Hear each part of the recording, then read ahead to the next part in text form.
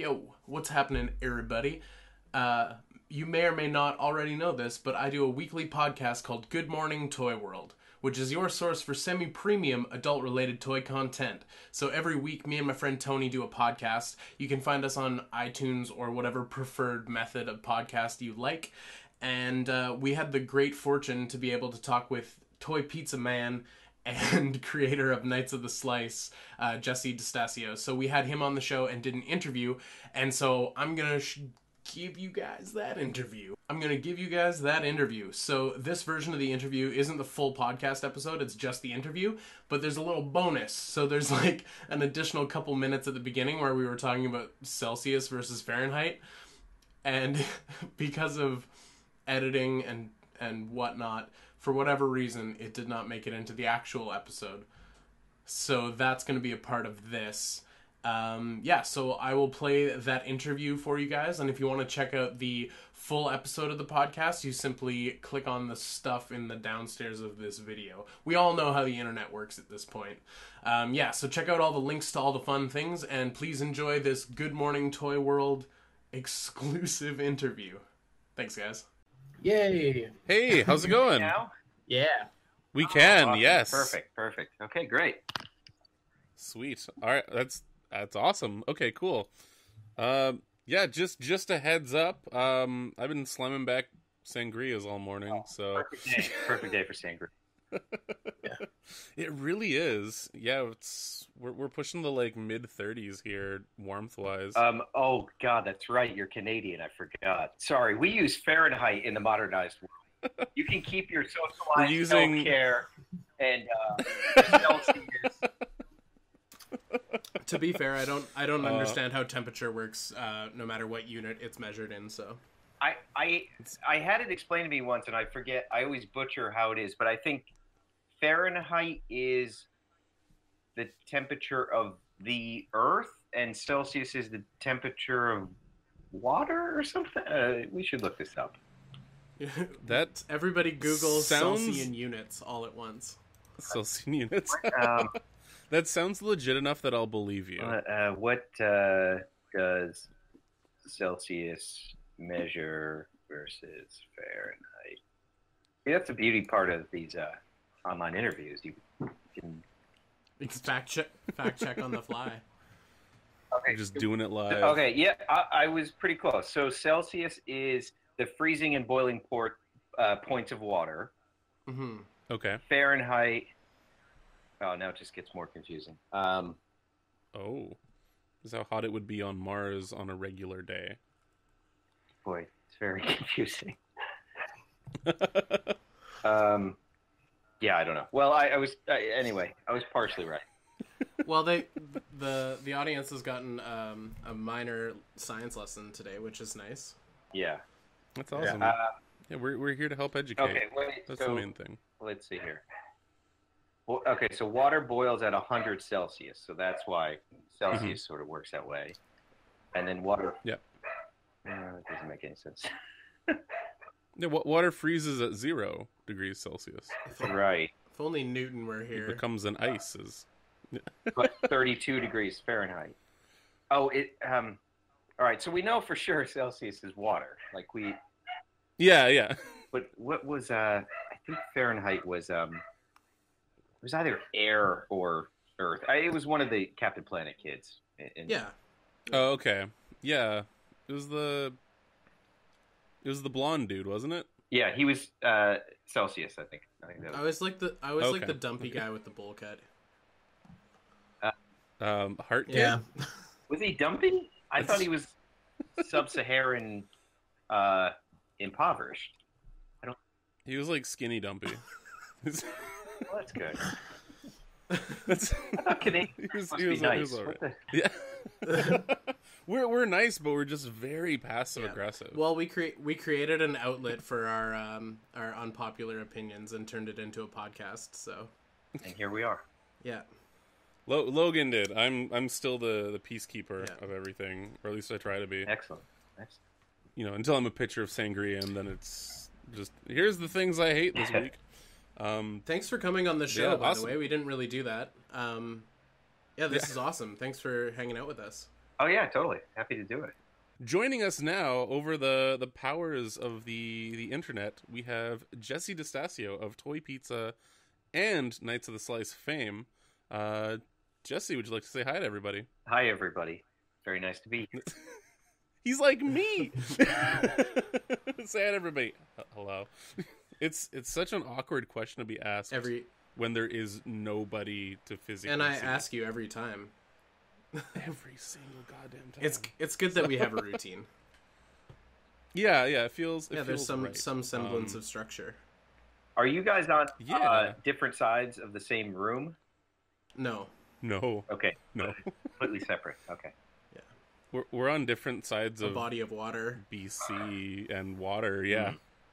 So, Tony lives in Vancouver, home of the bootleg Transformer, and That's me. and I live in Victoria, which is on Vancouver Island. So we are separated by a body of water, but we still talk to each other every week for an hour about our obsessions. You know, a body of water makes for good friends, right?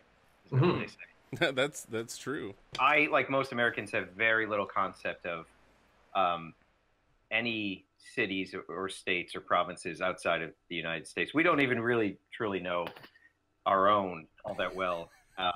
So it's kind of a stretch to ask us to understand geography beyond that. But those are nice That's places. fair. Yeah, We're basically north of Seattle. Gotcha. Yeah, where Portland was Canadian. Gotcha. Yeah, that's We're pretty much us. Canadian Portland. Just Yeah. One-Eyed Jacks in Twin Peaks, where all the strippers are. Actually, yes. Yeah, you're not Okay, wrong. perfect. We're also Storybrooke from Once Upon a Time, if you are familiar with that. I know the name, but I'm not a child, so no. That's okay. There's also no toys. So Yeah.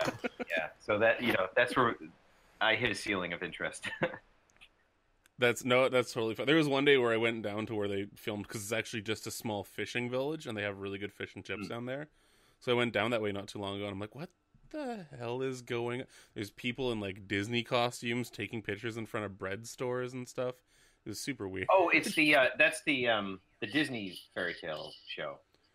Yeah, it's the Disney fairy. It's like if Shrek was filmed. There's another one though, right? There's Once Upon a Time, and then there was like whatever came before that Disney was like, we can do that better. I don't know.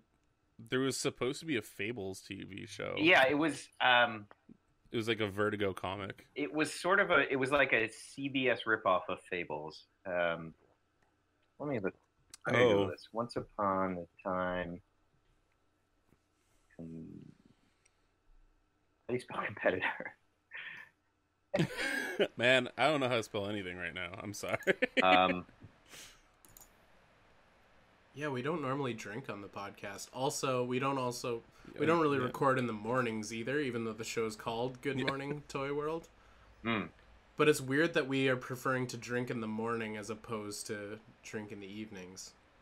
Yeah. I think we have a problem. Nobody in this hobby's awake before noon anyway, so I think you're. Yeah. Oh god, that is true.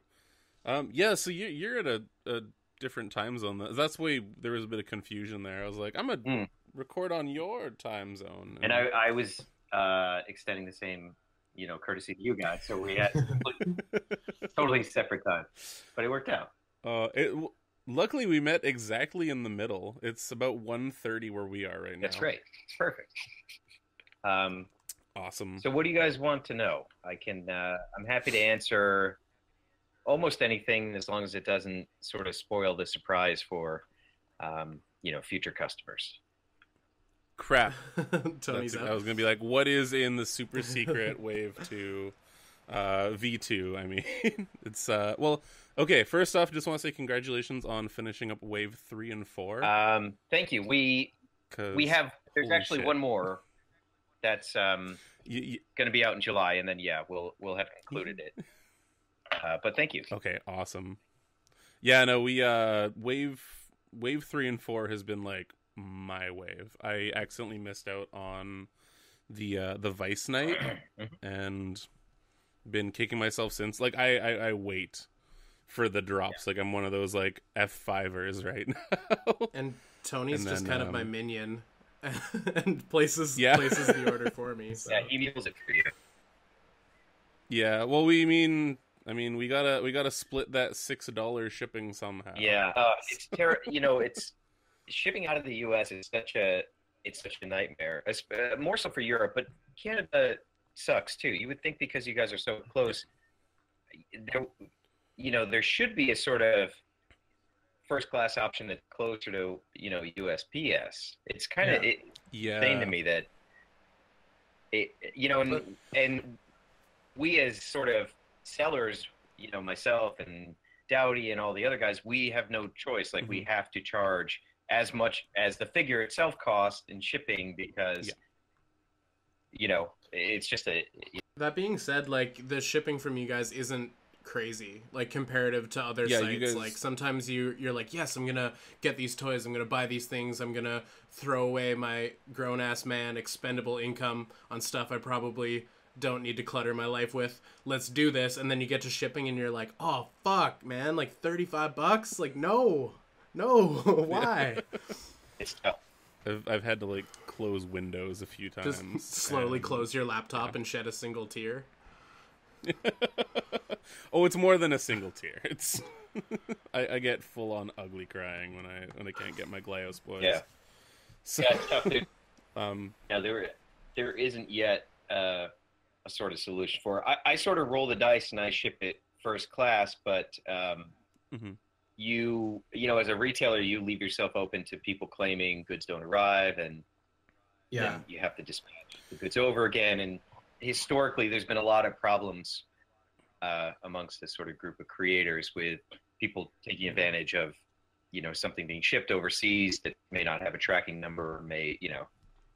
Oh, that's scummy. Yeah. Yeah. See, that's super shitty.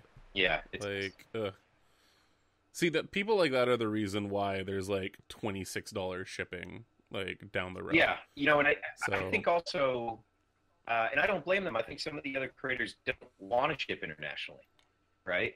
And I don't blame them. It's a whole another step. It's more complicated. And I could understand just charging this sort of priority rate so that you, as the person who's sort of selling it, you don't have to worry about it from that point on. Like, it's exactly. It's on the carrier to bring it through. Yeah. But I can talk about fulfillment all day. It's very exciting. That's good pod. Yeah.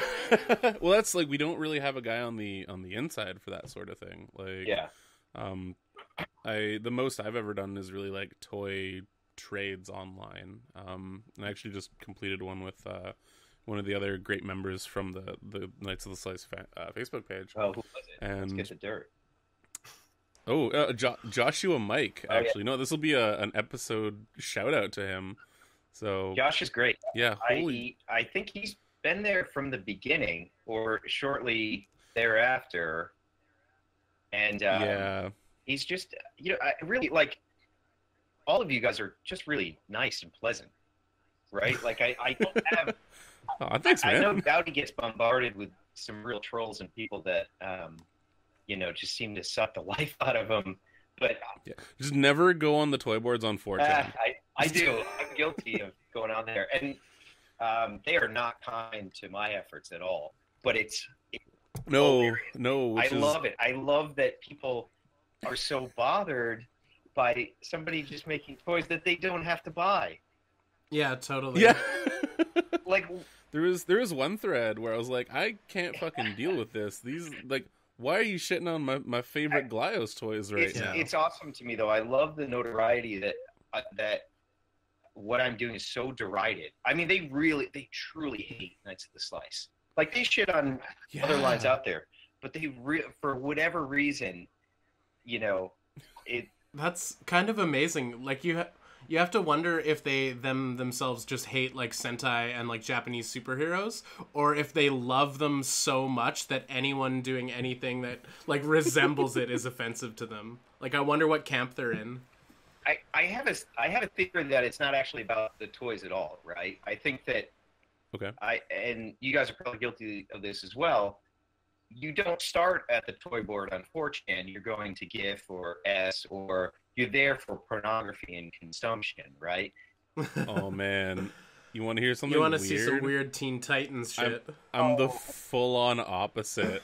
Well, Like, yeah, me too. come for the slash toy, stay for the slash like H. And I think that they sort of have two tabs open. They have the toy board and then a pornography board, and they're just flicking back and forth, you know, during the self manipulation, and this pent up hostility is like spilling over into the boards. You know, it's like sexual frustration. It's a very psychosexual thing that's happening, and I don't know. I don't experience it that way, and I'm happy for people that make toys that I don't like. I would never expend a single molecule of energy to, like, you know, tear it down or voice that I don't like it. I would just rather go off and buy something I like or create something.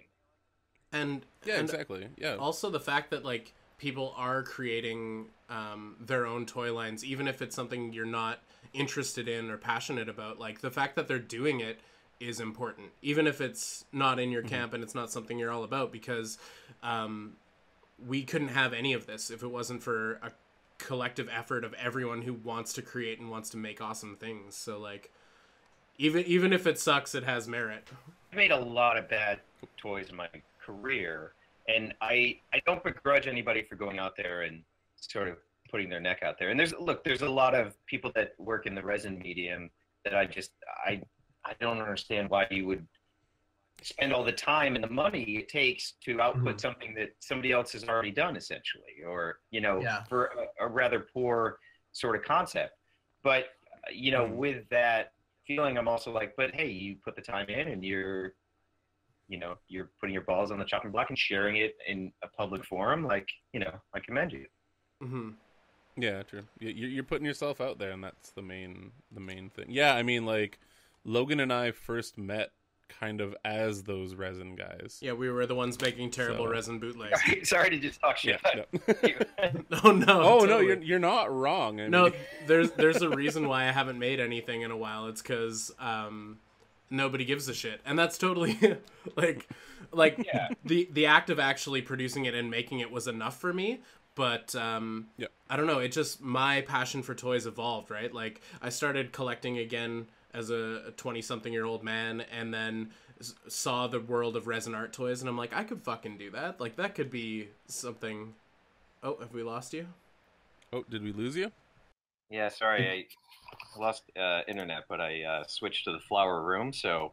Yeah, I was gonna say, you just had to put up some wallpaper real quick. Boys. Yeah, so I was slagging you guys for resin.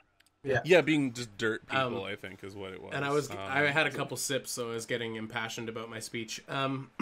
So my whole thing was that, like, I saw the resin artwork and I saw what people were doing, and I understood the concept and just the idea of I hate to say, like, repurposing or like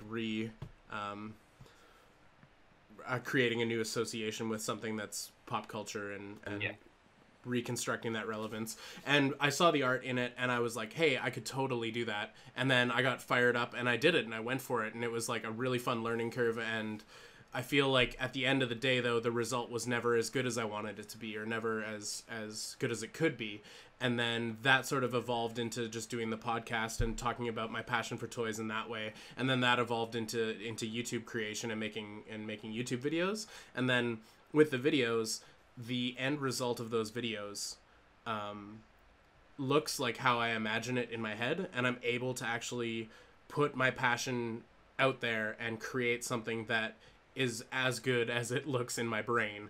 And with, like, resin art, it never was that way, and with drawing, it never was that way, and with painting, it never was that way. And I think I've just sort of always been looking for my medium, and I'm really happy that toys can be a part of that. Yeah, for sure. I mean, the sort of technical aspect of how you manipulate a form is part of the success of it, right? Like, I think, like Healy made, right? I consider Dave to be probably the best craftsman, right? Because very the much objects so. he makes, when you get them in hand, you can't see a single part line. You can't tell that this was something that came out of a mold or it's necessarily made in resin. And we sort of, we're such a short attention span culture that we forget you have to like take a decade and kind of really master a form to be able to say alongside your idea, because it's not enough just to have a clever idea, because there's any number of t-shirt companies that do that all day long and they turn out a clever Mario in a stormtrooper outfit or whatever, like the idea itself, it has become completely cliche and disposable. It's more important to be able to like have the execution of it, the body. Oh, definitely, yeah. I don't know. Maybe that makes sense. Oh no, it totally does actually. Hey, can you hear me? Yes. Yeah, we're good. Okay. We got you back. Yeah, I think the phone's gonna work much better.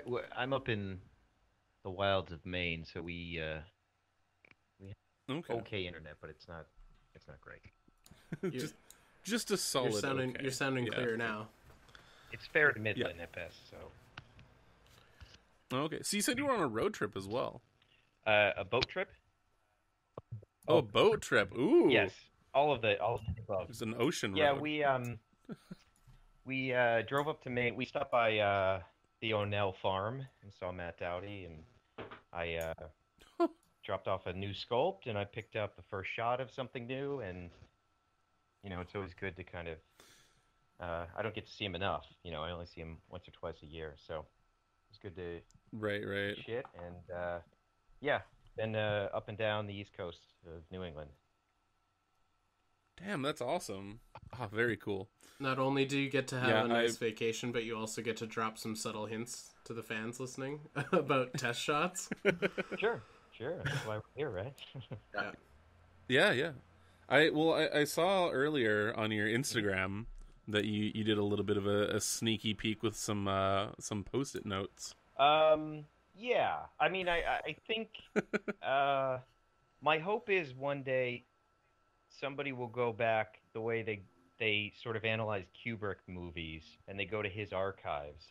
They start to piece together this complicated web of, illusions and of how you faked the moon landing. Yeah, because it's all there.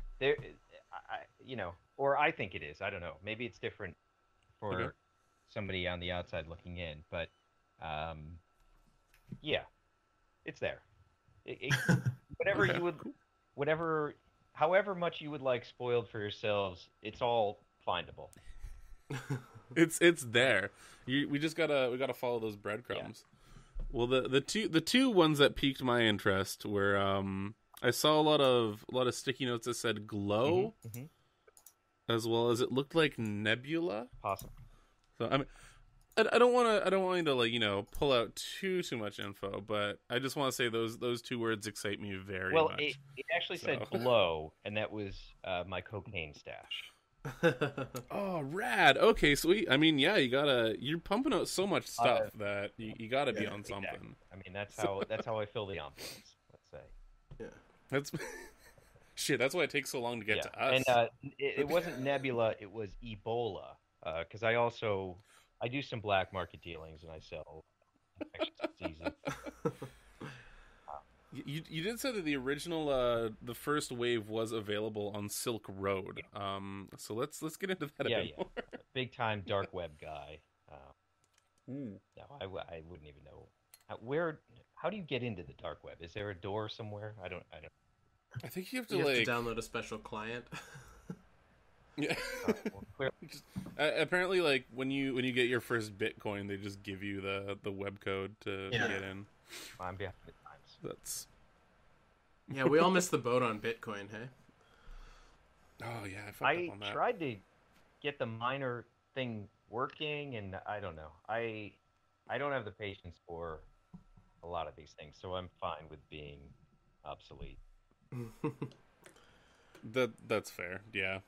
I think in Canada, even like 1 Bitcoin is worth like 75 cents. So it's we're still screwed. No, that's super rad. Yeah, like I said, that was pretty fun, and like the gunmetal armor that you came out with. Oh, it should be arriving at my doorstep hopefully this week. So I'm pretty pumped for that. Good. Yeah. So It's always it's a delicate balance to kind of figure out what is like, how do you make a armor set interesting? Because it's sort of, it's not a product that works in and of itself, right? It only functions in adjunct to somebody who's already knows what Knights of the Slice are and is already a customer. So it's kind of like, it's a tougher thing to think about because there has to be a kind of a higher perceived value there. So I try to reserve really cool treatments of the plastic for just the solo armor sets or the vector armor sets, and so far I think we've been pretty successful at that. But I always am kind of panicking on how to outdo that, and I don't know. Yeah. Eventually, I'm going to run out of ideas. It's the plastic, It's all good. Yeah, when Josh was being like, "Hey, I'll make you a custom dye job. What colors would you like?" And I was like, "Do you make a? No, that exists already. How about? Oh no, shit. Yeah, it's tough being like, yeah, color combos, and I know you have a lot of people asking for more tampos and everything like that too, and that must be like." I mean, I'm guilty. I was like, yeah, bring me back some more tummy paint. Yeah, it's action figures is you're always sort of behind the 8 ball with any plastics manufacturing because prices only go up. Mm-hmm. They don't go down. Yeah. And I once you start adding additional decos, it's very hard to go back to just a solo colored figure. And I've always been immensely fascinated by how little you can do in terms of paint with a figure. There's a great line of action figures that are probably about 4 or 5 inches tall from a company called Atlantic, and it's Skyman. And he has all these weird creatures that go along with him. It's a beautiful line. You guys should look it up. Skyman, you say? Atlantic Skyman. Okay. And essentially, they're just kind of big toy soldiers because there's no paint whatsoever. But the characters themselves have 4 or 5 different colors. It's just different types of plastic. Okay. And it's a little obtuse to kind of describe, just talking about it. But when you see them, it's, and I think this is either from the late 70s or the 80s. This is before a lot of the sophistication came into action figures. But there are these really dynamic sculpts.